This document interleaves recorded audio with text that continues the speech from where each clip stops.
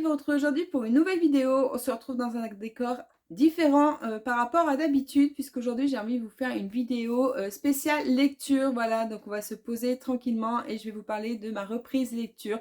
Vous savez que depuis quelque temps j'ai renoué avec les livres. Voilà, j'aime les livres depuis très très longtemps, mais j'avais fait une pause par manque de temps et puis par d'autres passions.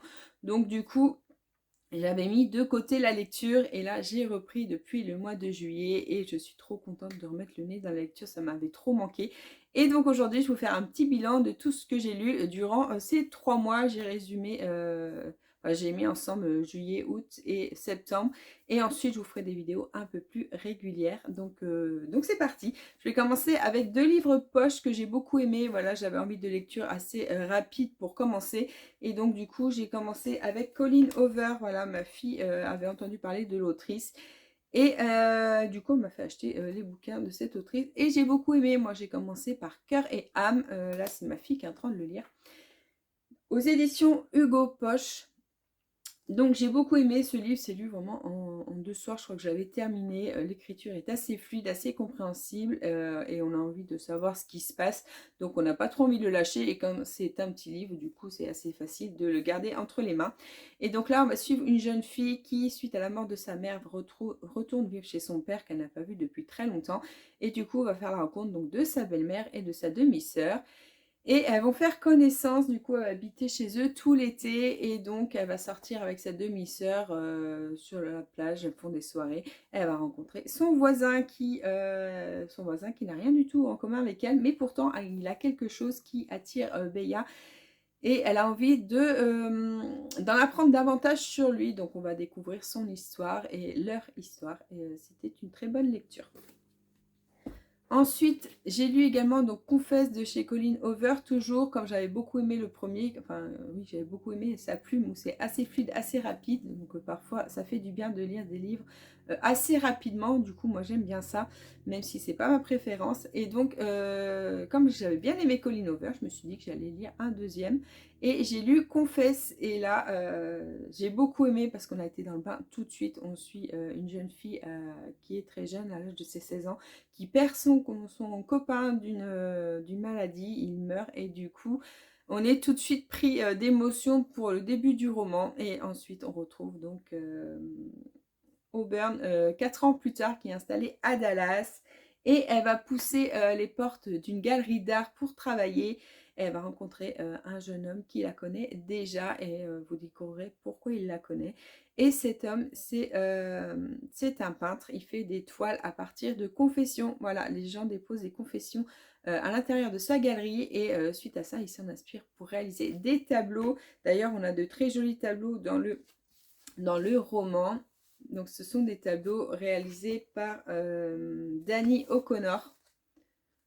Ce sont vraiment des belles toiles. Du coup, j'ai été voir sur internet, voir les toiles en couleur, puisqu'elles y sont, pour découvrir un peu le peintre. Et du coup, j'aime vraiment ce style de tableau. Je trouve ça super joli. Celui-ci, c'est mon préféré. Hop, je vous en montre un petit dernier si je le trouve rapidement. Donc, on en a plusieurs dans le livre. Si je tombe dessus, je vous le montre. Sinon, il faudra découvrir le livre. Et voilà, c'était pas mal. C'était une bonne lecture encore. Hop, et le dernier que je vais vous montrer. Donc c'est pareil, c'est un livre que j'ai lu assez rapidement. Il est aux éditions Pocket et j'ai beaucoup aimé. Donc je pense que dans ce format-là, je prendrai d'autres livres de cette autrice. Et après, on va attaquer les gros livres parce que c'est ma préférence. J'adore les gros romans. Voilà, en plus ça fait joli dans la bibliothèque. Voilà, j'aime les belles choses. Et on retrouve à chaque génération du coup de Keder Blake. Et j'ai beaucoup aimé cette lecture, bien qu'au départ j'ai eu un petit peu de mal puisque je ne m'y retrouvais pas trop, mais tout simplement parce que je n'avais pas compris que c'était la nouvelle génération de Buffy, même, voilà, même dans le titre c'était écrit, mais je n'avais pas compris, puisqu'on ne retrouve pas Buffy, mais on retrouve d'autres personnages donc de la série. Si vous connaissez, vous allez adorer. C'est un livre vraiment fait pour les fans puisqu'on retrouve toute cette ambiance. Et donc, on va suivre là une jeune fille qui s'appelle Frankie, donc qui est la fille de Willow. qui est donc une sorcière écolo et donc comme par hasard elle devient la nouvelle tueuse suite à un événement qui s'est passé, donc je vous laisserai découvrir dans le livre. Et on retrouve donc quelques personnages comme Spag, donc Willow, Oz, voilà, donc je suis contente de retrouver ces personnages. Retrouver cette ambiance, retrouver la ville de Sunnydale. Franchement, pour les grandes fans, allez-y, vous allez adorer cette lecture. Pour les gens qui ne connaissent pas la série Buffy, je ne suis pas sûre que vous appréciez autant puisqu'on est vraiment dans la nostalgie de l'histoire. Donc voilà.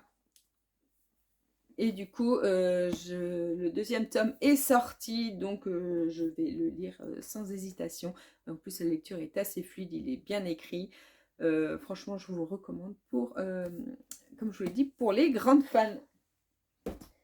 Ensuite, toute autre ambiance, mais tout aussi jolie. Voilà, je vous l'ai dit, j'aime les beaux livres. Et là, on a un superbe livre trop canon. Et ça, je ne savais même pas que ça existait avant de reprendre la lecture, d'avoir des jaspages comme ça. C'est trop, trop beau. Et donc là, on a donc un joli livre, mais avec une bonne histoire tout de même, hein, parce que c'est bien beau d'avoir des beaux livres, mais si l'histoire est nulle, c'est pas très intéressant.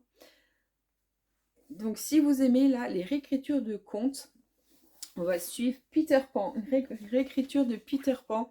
On est dans un registre là plutôt assez sombre, donc ce qui change et que moi j'ai bien aimé du coup.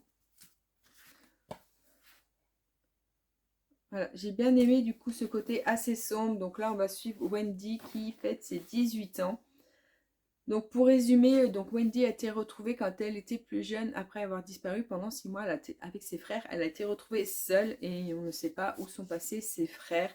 Et à 18 ans, il y a de nouvelles disparitions dans sa ville. Et donc Wendy va chercher à savoir pourquoi, puisque ça lui remémore des souvenirs. Parce qu'en plus, quand elle est devenue amnésique. Elle ne sait pas ce qui s'est passé pendant ces 6 mois. Donc elle n'a aucune idée où sont ses frères et ce qui s'est passé. Donc elle n'a pas de réponse à donner aux enquêteurs et à sa famille. Et du coup, suite aux nouvelles disparitions, elle va mettre le nez dedans, savoir ce qui se passe et pourquoi. Et un soir, elle va renverser un jeune homme qu'elle pense connaître, mais elle n'est pas sûre. Et vous l'aurez deviné, donc c'est Peter Pan. Et suite à ça, donc on va suivre l'aventure de Wendy et Peter Pan. Et on va découvrir tout ce qui s'est passé.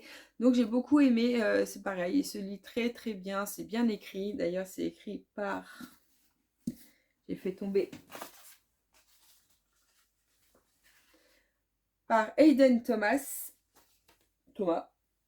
Voilà, donc c'était une bonne lecture, une bonne réécriture. Voilà, j'ai beaucoup aimé. Donc si vous aimez les contes, si vous aimez Peter Pan et les réécritures, bah allez-y, franchement. En plus, ça vous fait un joli livre à mettre dans votre bibliothèque. On va poursuivre avec une autre saga et ensuite je passerai à mes gros coups de cœur. Et donc là, je vais vous présenter, hop, dans l'ordre c'est mieux, The Perfect Match et Perfect Love. Donc ça, c'est une dystopie, voilà, ça se passe dans le futur. Du coup, je me suis dit, pourquoi pas, puisqu'on parle d'amour. Voilà, j'aime bien les histoires d'amour. Et là, on est sur une histoire créée par la science. Voilà, c'est un algorithme qui choisit votre âme sœur. Si vous n'êtes pas compatible, c'est interdit de se mettre ensemble, sinon vous êtes hors la loi. Et lorsque vous êtes compatible, vous devez vous marier. Et donc là, on a un couple de jeunes qui sont Elliot et Asher, qui sont ensemble depuis le plus jeune âge. Et donc, ils décident de faire un test de compatibilité pour savoir s'ils peuvent poursuivre ou pas. Et il s'avère qu'ils ne sont pas du tout compatibles. Donc, ils sont obligés de se séparer sur le champ et ne doivent plus avoir de contact pour éviter d'avoir des ennuis. Et du coup, Elliot est compatible avec le frère de Asher. Et donc, cette compatibilité est assez élevée puisqu'il y a plus de 98%. Ce qui, du coup... va être intéressant pour la science. Donc, ils vont être obligés de se marier assez rapidement pour être suivis au plus près pour alimenter donc, les statistiques et tout ça.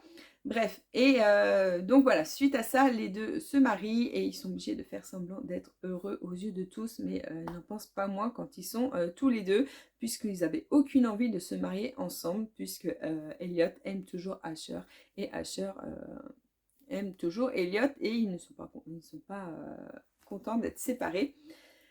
Voilà, donc d'autant plus que Asher, voilà, c'est son frère qui se marie avec sa copine, donc vous imaginez bien un peu les sentiments qu'ils peuvent en dégager.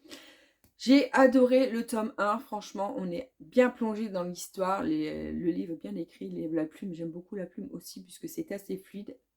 Les rebondissements, c'est pas mal, l'histoire entre les deux aussi, on a vraiment envie de savoir ce qui se passe entre Elliot et du coup Isaac, le frère de Asher. Et après, on a Asher qui devient un peu plus personnage secondaire. Et du coup, dans ce roman, voilà, j'étais à fond dedans. Je voulais vraiment savoir ce qui se passait et tout. Et donc, comme je vous l'ai dit, j'ai adoré, adoré. Du coup, j'ai pas tardé à acheter le deuxième parce que je voulais absolument la suite de l'histoire. Et là, je suis un peu plus retombée puisque l'histoire est un peu plus longue. Là, on rentre un peu plus dans la politique. Après, j'ai pas trop envie de vous en dire trop pour pas trop vous spoiler, mais pour moi, il a été beaucoup trop long. Cette partie a été beaucoup trop longue puisque beaucoup trop dans l'attente, c'était trop prolongé pour moi. Voilà, j'aurais préféré qu'on ajoute une centaine de pages là et le finir plutôt que de refaire un roman. Mais sinon, j'ai beaucoup aimé l'histoire quand même. Voilà, je voulais savoir le fin mot. Et c'était quand même une bonne lecture. Donc, si vous aimez les dystopies, voilà, je vous le conseille quand même. Donc c'est de Lila Mars et il y a 2 tomes aux éditions Hachette.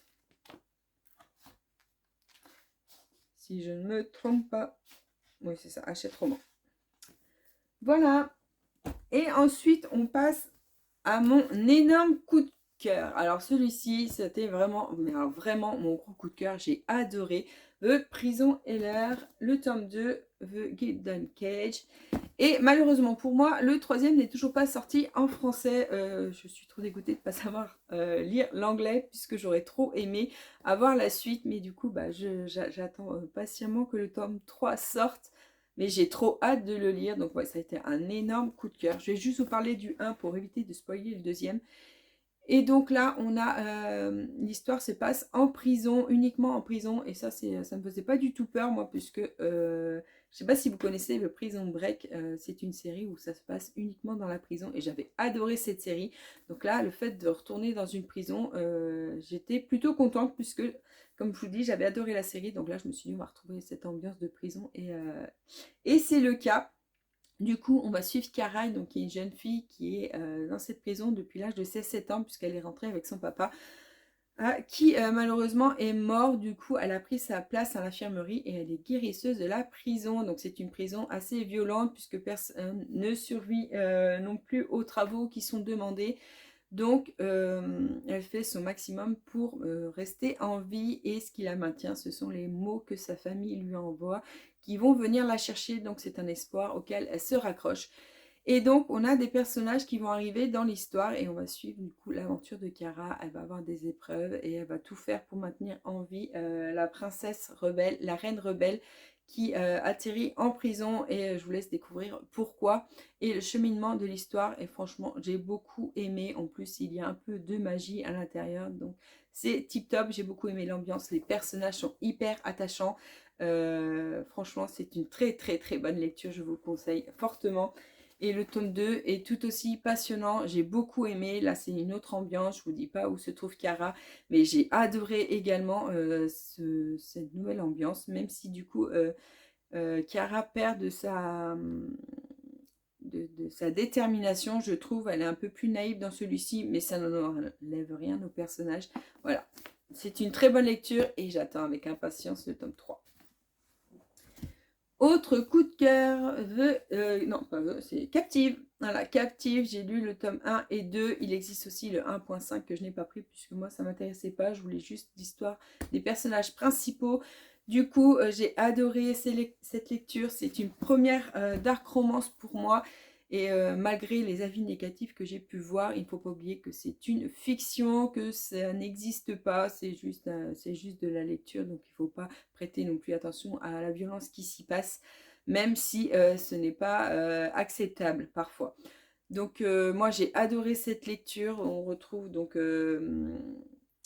Ella, donc, qui devient captive d'un chef de gang, le plus grand gang du territoire, mais malheureusement celui-ci ne veut pas de captive. Donc, et je vous laisserai donc de lire je vous laisserai lire le roman pour savoir pourquoi il ne veut pas de captive. Et ce qui va se passer, donc elle par contre, elle est déterminée, elle ne va pas se laisser faire. Et donc j'ai beaucoup aimé ce personnage, même si elle est un peu naïve, elle sait quand même ce qu'elle veut et elle ne se laisse pas marcher sur les pieds. Et voilà, donc j'ai beaucoup aimé cette lecture et j'ai adoré les deux tomes, autant vous dire. Voilà, celui-ci est un peu plus gros, mais j'étais à fond dedans quand même. J'ai beaucoup aimé vraiment les deux. Voilà, ça n'a pas traîné, ça n'a pas été plus long. Enfin, la suite était aussi captivante que la première. Voilà, donc voilà pour ma reprise lecture. Donc je suis ravie d'avoir partagé ça avec vous. N'hésitez pas à me dire si vous avez lu les livres que je vous ai présentés et quels sont, vous, les livres que vous avez adorés. Je cherche également d'autres dark romance. Donc n'hésitez pas à m'en conseiller, j'aimerais bien en lire d'autres. Et puis voilà, donc je vous laisse sur ça et on se retrouve bientôt pour une prochaine vidéo. Merci beaucoup d'avoir regardé jusqu'au bout. N'hésitez pas à me mettre un petit commentaire et un petit pouce en l'air. À bientôt, ciao ciao.